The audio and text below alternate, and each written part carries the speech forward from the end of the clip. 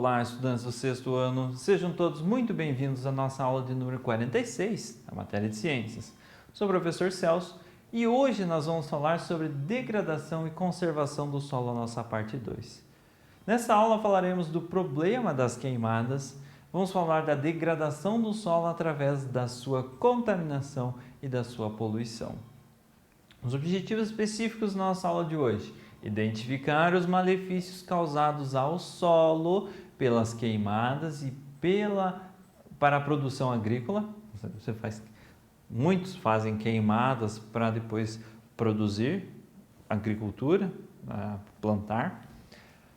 E quais são os impactos disso no solo? É isso que nós vamos falar, é isso que nós vamos tentar identificar e definir na nossa aula de hoje. E nós vamos conhecer os principais problemas relacionados à poluição e à contaminação do solo por parte da região rural e da região urbana.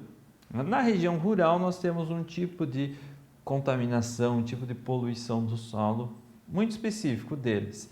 Na região urbana, nós temos outro tipo de poluição do solo e de contaminação dele, que variam, então, da região rural e urbana. Mas ambas poluem e ambas contaminam o solo, certo? Nós vamos ver os principais problemas causados por essa poluição e essa contaminação. Antes de começarmos, preciso que vocês tenham em mãos o caderno e o penal de vocês. Façam anotações das curiosidades, dos conceitos, das definições que nós vamos falar na nossa aula de hoje. É importante que vocês tenham isso anotado bonitinho no caderno de vocês. Futuramente vocês vão utilizar para fazer uma avaliação, um exercício, simplesmente para revisar e relembrar o conteúdo que nós trabalhamos na nossa aula de hoje. Legal? Degradação do solo, então. Uma fina camada do solo pode demorar centenas de anos para se formar. Entretanto, o solo pode ser degradado rapidamente, como em poucos anos ou até poucas horas, como comentamos na aula passada. Essa degradação pode ocorrer tanto na área rural quanto na área urbana e é consequência de vários processos. Na aula passada nós falamos apenas da erosão, problemas relacionados à erosão, que causam a erosão, e os problemas decorrentes da erosão. A erosão levou a parte fértil do solo, restou apenas areia, desertificação. Não tem mais vegetação que possa se desenvolver ali com facilidade ou com qualidade. Então, problemas da erosão, assoreamento dos rios, enfim. Na aula de hoje nós vamos falar sobre as queimadas, os seus problemas, o problema da queimada para o rio, o problema da queimada para o solo, quais são os problemas causados por ela. Quando o desmatamento é feito por queimadas, ocorre um grande problema. O fogo acaba destruindo também muitos micro-organismos que realizam a decomposição da matéria orgânica. Se você não tem esses micro-organismos mais no solo, responsáveis por decompor a matéria orgânica, por transformar a matéria orgânica em humus, e deixar o solo bastante fértil, você acaba tendo um solo pobre em nutrientes, um solo fraco em nutrientes. Com isso, a fertilidade inicial do solo, que resulta dos sais minerais presentes nas cinzas, é passageira. Quando você queima um material, uma floresta, por exemplo, a cinza dela vai ser muito nutritiva, vai ter muitos nutrientes, sais minerais para as plantas se desenvolverem. Mas essa nutrição é passageira. Por quê? Porque ela vem tudo de uma vez no solo, o vento vai transportar ela, a chuva vai transportar essa cinza e ela não vai se manter ali, não vai ter um ciclo, não vai fazer parte de um ciclo como numa floresta. Sem os micro-organismos, a reciclagem da matéria diminui e, com o passar do tempo, a quantidade de sais minerais e outras substâncias necessárias às plantas também vai diminuir. Sem esses micro-organismos, o solo vai se tornar pobre em nutrientes em um curto período de tempo, porque aquela fertilidade inicial, graças às cinzas, resultado das queimadas, é passageira. Além disso, a perda da matéria orgânica deixa o solo mais exposto à erosão e à ação das chuvas, acentuando o seu empobrecimento. Lembra que a gente falou na aula passada sobre a erosão?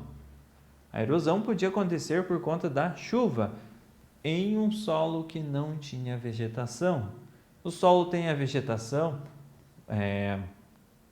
palha, ou ele tem arbustos, ele tem árvores, ele tem até gramíneas, a grama, ele vai estar protegido da ação da chuva. A gotinha de água, ao invés de cair direto no solo e causar um grande estrago, ela vai bater primeiro numa folha, perder força e atingir o solo de maneira mais suave, sem causar a sua erosão, ou sem causar uma erosão, um intemperismo tão grande no solo. Então, a perda da matéria orgânica vai deixar o solo mais exposto ainda ao sol, à chuva e ao intemperismo, consequentemente, os processos de erosão. Nos casos em que a queimada é realizada de forma não controlada, sem um grande grupo de pessoas auxiliando e controlando para o fogo não sair de controle, ela pode se alastrar por áreas de proteção ambiental, parques e outras regiões. E essas áreas de proteção ambiental são já áreas de proteção ambiental justamente porque tem uma vegetação única muitas vezes, tem uma fauna, uma flora específica, endêmica daquela região, que só conseguem sobreviver naquela região, e uma queimada sem controle, descontrolada, ela pode consumir essa região, esse parque, essa área de proteção ambiental e destruir, às vezes, uma espécie nativa dali, uma espécie endêmica dali. Ela também libera gases que poluem o ar e prejudicam a saúde humana. É proibido derrubar matas em áreas preservadas por lei e realizar queimadas sem autorização do IBAMA. Então é proibido você realizar queimadas sem autorização do IBAMA. Assim como se uma queimada que você provocou se alastrar para uma área de proteção ambiental, você também vai responder judicialmente com relação a essa queimada que aconteceu. Sem falar da liberação dos gases poluentes para a atmosfera e para a nossa saúde decorrente dessas queimadas. Poluição e contaminação, outra causa de degradação do solo, é o lançamento de resíduos e produtos químicos que causam a poluição do solo ou a sua contaminação. Poluição é qualquer alteração do solo original, que pode ou não causar doenças, como a retirada da cobertura vegetal. Se você tem uma floresta, uma mata, enfim, um grupo de arbustos em uma determinada região do solo, você retirar aqueles arbustos, você aplanar o terreno, você vai estar poluindo o solo. Porque poluição é qualquer alteração do solo original. Você mexeu no solo, você vai estar poluindo. Isso por definição geral de poluição, que pode ou não causar doenças. Vai causar doenças para o solo? Não. Vai causar doenças para o ser humano? Não. Para os micro-organismos do solo, né? Não para o solo em si. Mas retirou a cobertura vegetal, alterou a formação original do solo, é considerado poluição. Já a contaminação envolve a presença de agentes patogênicos ou químicos em quantidades nocivas aos seres vivos.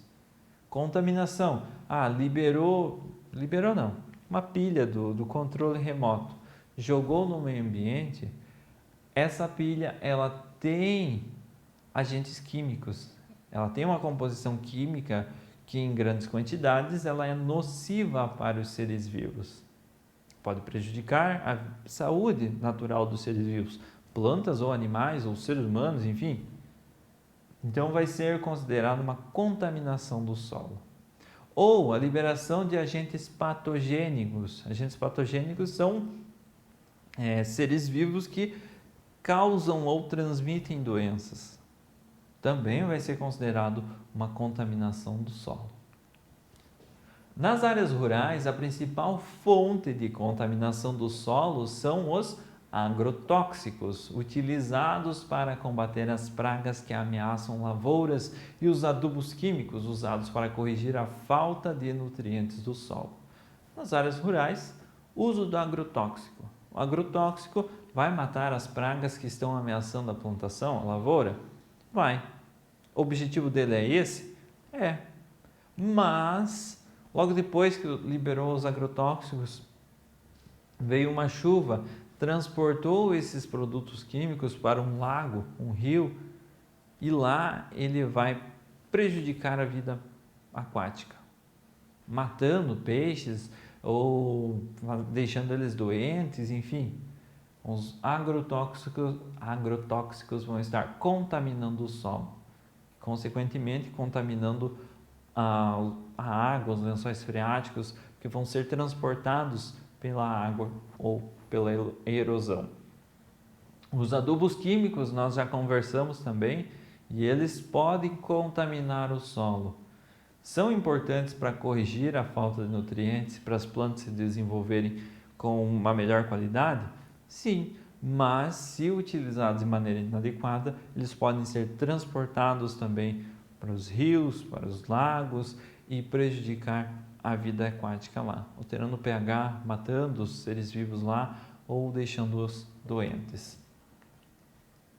Já nas áreas urbanas, a poluição e a contaminação do solo ocorrem principalmente pelo descarte de esgoto ou lixo doméstico que não passam por tratamento.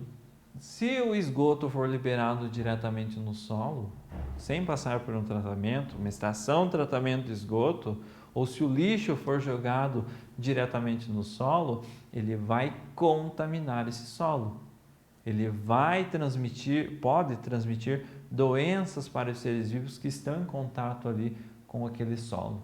As indústrias que lançam produtos químicos no solo também contribuem para a sua contaminação. Grandes indústrias que lavam seus tonéis de óleo ou alguma coisa assim e jogam essa água com restos de óleo, por exemplo, na natureza, vão estar contribuindo para a contaminação do solo. Os seres vivos do solo, os micro-organismos ali, eles podem morrer por conta daquele produto químico que estava misturado com a água e que contaminou o solo. Então, causou alguma doença, causou algum malefício, é um produto químico que foi liberado no solo, está contaminando o solo. Plásticos, pneus, lâmpadas, materiais de construção, garrafas, baterias, pilhas, material hospitalar, entre tantos outros, precisam receber destinação adequada. Eles têm um destino próprio para eles. Eles precisam passar por alguns processos antes de serem liberados na natureza. Esses processos vão impedir que eles contaminem o meio ambiente, que eles contaminem o solo especificamente. A redução do consumo, o reaproveitamento e a reciclagem de produtos são alternativas para diminuir a quantidade de lixo gerada. Se você consome menos, você vai ter menos plástico, por exemplo, das embalagens.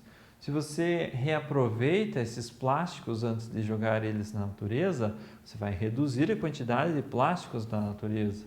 Se você recicla, destina eles para a coleta seletiva, também vai estar diminuindo a quantidade de plástico na natureza. Esse plástico vai ser utilizado para fazer mais plástico, outros tipos de plástico. Então, redução no consumo, reaproveitamento e reciclagem são alternativas para diminuir a quantidade de lixo gerada, consequentemente, reduzir a contaminação e a poluição dos solos. Pessoal, essa foi a nossa aula de hoje. Espero que vocês tenham gostado do assunto. Ficou alguma dúvida? Retoma o vídeo, assiste ele novamente, faz as pausas necessárias para as anotações e nos vemos na nossa próxima aula.